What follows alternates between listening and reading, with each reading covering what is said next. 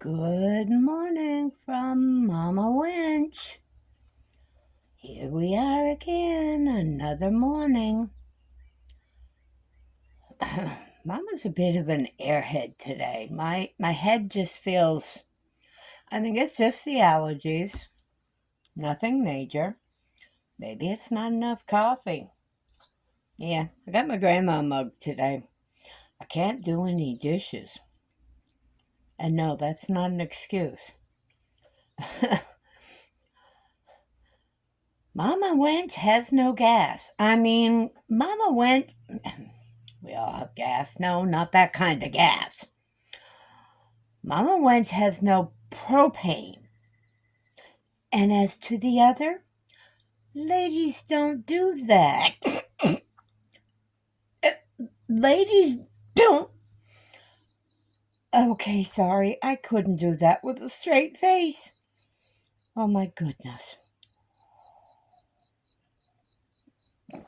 Ugh. Coffee.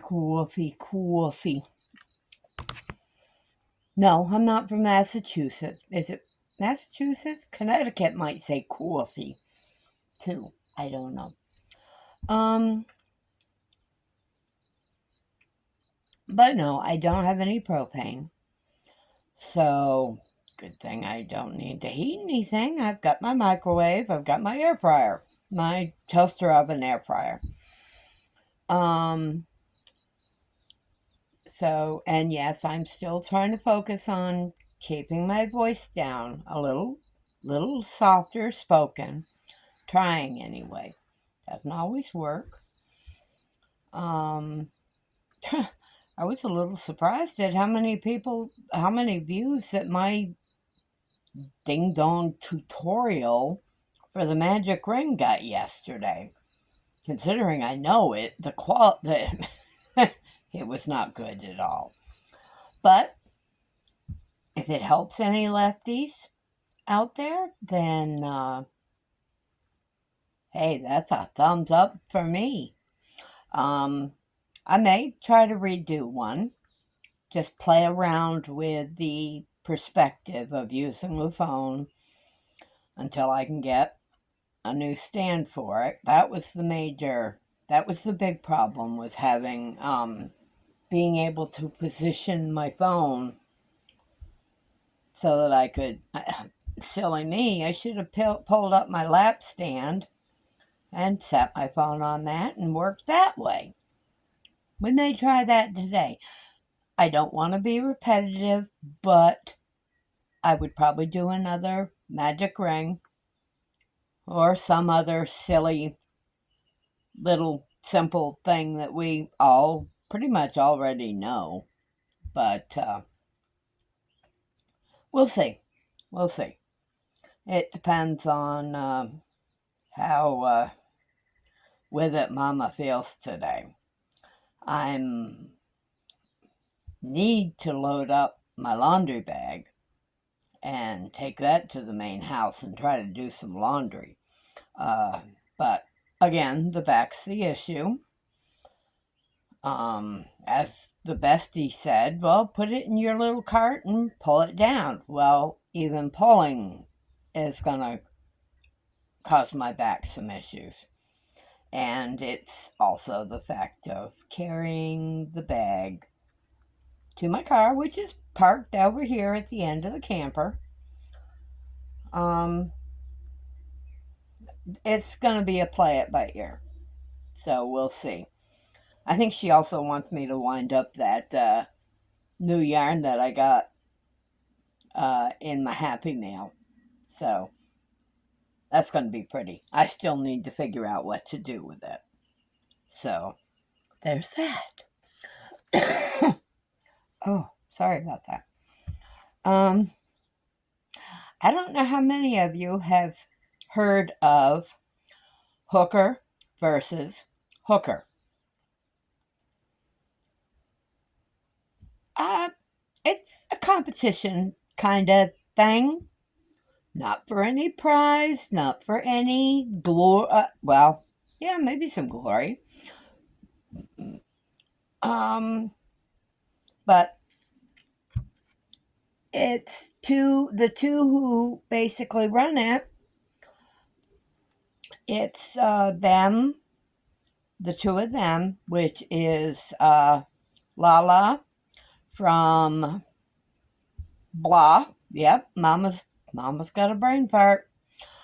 And Jen, who I think is the Alaskan crafter. Oh, Lala is Mad Mimi. So, but it's the two of them against two podcasters, creators, and every month there'll be two pickers. One will pick, or they will pick the colors being used and the item being made. Well, Mama went, did a silly thing, and I have dropped my hat into the hooker ring of hooker. What's a hooker? Hooker versus hooker. So if you want to see what it's about, in your search tab at the top of YouTube, just type in hooker vs hooker. And you can watch some of the past videos or something. One of our own is in the month of April. Juan the Yarn Addict is in this month's round of hooker versus hooker. So, okay, let's see. Mama's got no gas. Drops my hat. Airhead. Oh. Have discovered. No, I didn't discover him, unfortunately. I'd like to claim that. A gentleman that is new to the YouTube streets as a crochet creator. He recently started his channel and started doing videos. And his name is Joseph, or he goes by J Took, and it's at Moonlit Moth Creations, and I will provide the link below. Go check him out. Let's get his numbers up. Definitely those thummies and comments. And definitely check out the top that he made for his mother. It is gorgeous. I wish I were his mother. Except it would have taken way too much yarn to... Okay, enough of that. All right. I did start... Well, you saw me with the fatal attempts with my magic ring on my video. What's going on here? Why can't I? Oh, because of the knot. Duh. Did get what I started the magic ring for. I did manage to get started. Pretty good amount of the new market bag to refine my pattern, or my pattern. And I have, on the rounds I'm currently doing, I have frogged 5 times, trying 5 different stitches. I'm trying to find something that'll be a little bit of definition. Okay, Mama can't talk this morning. Give a little bit of definition, detail, intrigue to the bag. I tried the window stitch. I tried a puff stitch. Didn't like either one of those.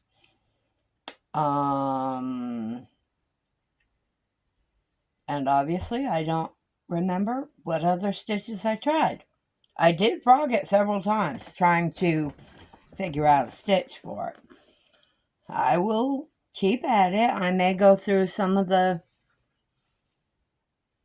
stitch, like Bag a Day, and her stitch tutorials, or Juan, the yarn addict, and his stitch tutorials.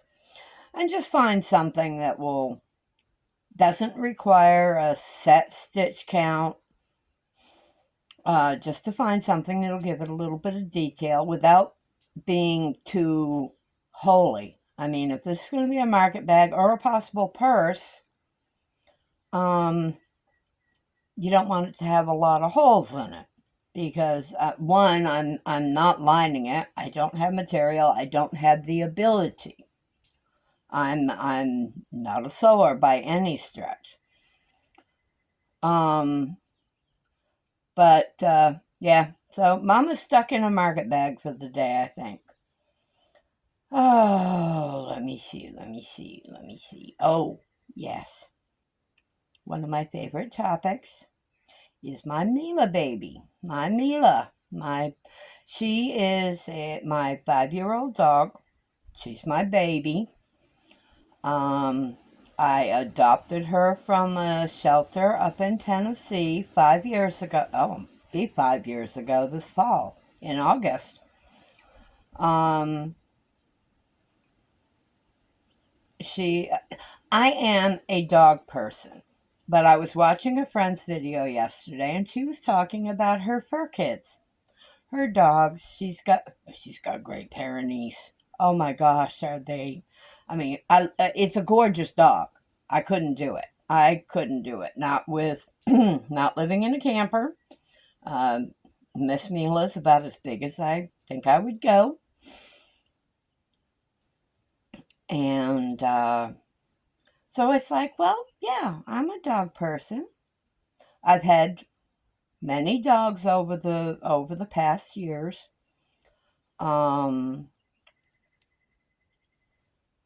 And unfortunately, you go through the heartbreak of them crossing the Rainbow Bridge. I've had a few cats. I'm more of a dog person than a cat person. My last cat was passed away just over a year ago. I always wanted a black cat, a solid black cat, no white. And Mystic was my black cat. He was polydactyl, which means, if for you that don't know, means he had the extra toes on his feet. And he had the most gorgeous orange amber eyes. His eyes were gorgeous. And boy, could he give you the on board look. I'll have to show that to you at some point. But yeah, he passed away a little over a year ago, and so I'll stick with my dogs. I really have no intention of getting another cat. But hey, you can't say what the future might hold. But yeah, I've had, oh goodness, what have I had? I had an Afghan Maremma mix. Maremmas are, I think they're an Italian mountain dog, herding dog. I mean, you didn't see the Maremma in him at all. He totally looked Afghan. He had the build, he had the hair, he looked Afghan. I've had a couple pit bull mixes. Never had a problem with a pit bull. Like with any dog, it's how they're raised, how you treat, how you train your dog. Any dog can be a violent, vicious dog. The one that broke my heart, my poor Tressa. She was a shepherd Chow mix. Oh, sorry. That one was getting away from me. Whew. That still smells like the garlic I put on my popcorn last night. She was my baby. I mean, yes, Mila's my baby. My now baby. Tressa, it got to the point, I mean, she had such severe cataracts, she couldn't see. She was having problems getting around, and it reached a point where it was time to let her cross the Rainbow Bridge and have her happy again. And it was kind of funny. As I said on another video not too long ago, I believe in the paranormal. I believe people and pets and whatnot will come back to you in some way. When I first got Mila, I had taken her out front to do her potty, had her on the leash, and I started getting buzzed by a hummingbird, one of the emerald-throated hummingbirds. And that thing just kept buzzing me. I would turn around and it would be buzzing by my head, and turn around again and almost flying into my face. I'm sitting there and it's like, for some reason I just said, yes, Tressa, it's okay. You're still my baby. But this is Mila, and she's going to live with Mommy now. The hummingbird buzzed me one more time and took off. And once in a while, I would get buzzed by a hummingbird again. So I think it was Tressa coming to pay me a visit. When I first moved here to Mississippi, I was outside with Mila, had her out on the leash, and I got buzzed by an emerald-throated hummingbird. Happened a couple of times, and I said, yes, Tressa, Mama's here in Mississippi now. Glad you found me. Buzzed me one more time, and then it flew off. I haven't seen it since. Something, now I know the last couple names I've mentioned, Tressa and Mila, don't fit the bill of how I've normally named my fur kids. I have a dictionary of the Elven language written by J.R.R. Tolkien from the Lord of the Rings. Oh, excuse me. From the Lord of the Rings. Many of my fur babies have been named using that dictionary. With the exception, like I said, Mila was named when I got her. She already had the name Mila. And I loved the name and it fit her, so I wasn't going to change it on her. Tressa, I don't know why she didn't end up with an Elven name, but she didn't. Another one was the Afghan mix. His name was Lyoka. And where I got that name was, I used to play the Sims game. And one of my main characters I always created was Lyoka Zancourt. So that's where Lyoka got his name. cat that I had for many, many years. Her name, she was a calico, pretty, pretty little baby. And she was another one. She was my baby.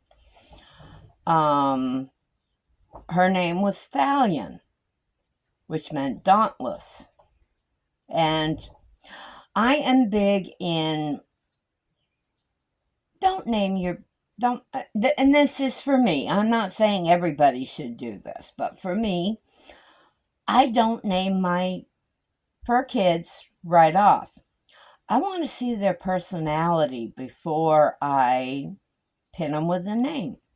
I want to see what their likes, their dislikes, their attitude. I had one who I really made a mistake with his name.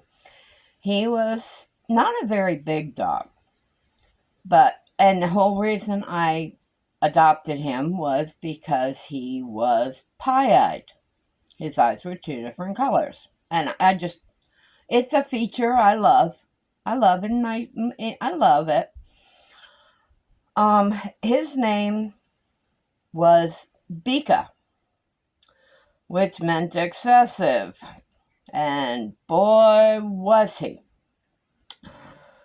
He got loose one day, and where we were living, he attacked the neighbors' chickens and rabbits, their pet chickens and rabbits, which I'm sorry, they shouldn't have had them there, I didn't think, but to each their own. I'm not gonna malign them for it. But so we had to get rid of Bika. Gosh, I can't remember all the names. I've had many, many dogs over the last 30, 40 years. And most of my dogs have been good-sized dogs. Originally when I went to the shelter just to look at dogs, I hadn't intended to adopt. It had been 4 years since Tressa had crossed the Rainbow Bridge, and I didn't think I was ready yet. But I had gone just for the heck of it, just to see what was available. And the 3 dogs I wanted to see, funny, they were all dark brindle. Mila was the first one I saw. Shy little girl. Oh, was she so shy. The second one was a little more exuberant than I knew I could handle. I was reaching a point with my physicality that I can't be running after a dog. I can't walk a dog. I can't walk distances. And the third dog, unfortunately, just didn't take to me, which is unusual because dogs usually do take to me rather quickly. But I decided right then and there that Mila was going to be mine, providing she was the right age. It was an empty the shelter event for the shelter. And you could basically get a dog for nothing. When I adopted her, I took them, I think I paid $25. And I took a bunch of, yes, baby, Mama's talking about you. You got eye snot, icky eye snot.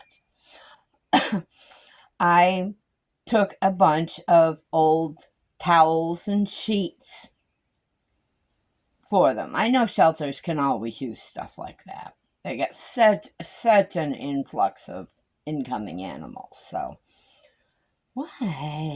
Yes, you're a good girl. You got food, you got water. Go eat. Go eat. Go eat your food. Go eat your food. No, leave my yarn alone.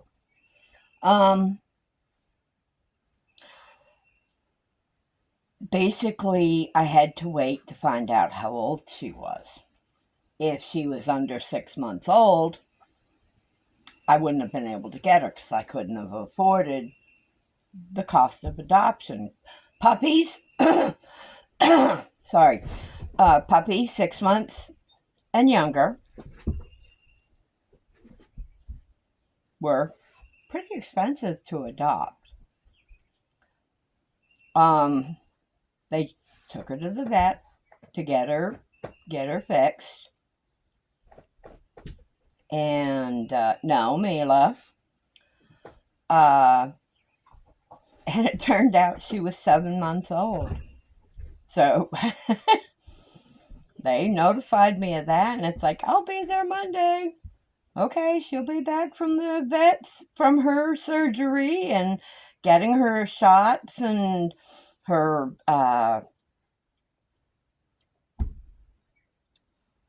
I can't think what they call them. The tags they put in them to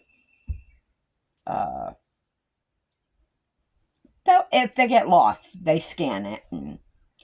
And something I learned at that point, my sister knew it, and she's never had dogs. Well, not had dogs in many, many years. When they spay and neuter dogs, they put a little tattoo on their belly, and that indicates they've been spayed or neutered. I've never heard that. I noticed it on her belly when I was checking her surgery site, and no, that's what that was. But she's my baby girl. Yes, you are. Wiggle butt. Wiggle butt.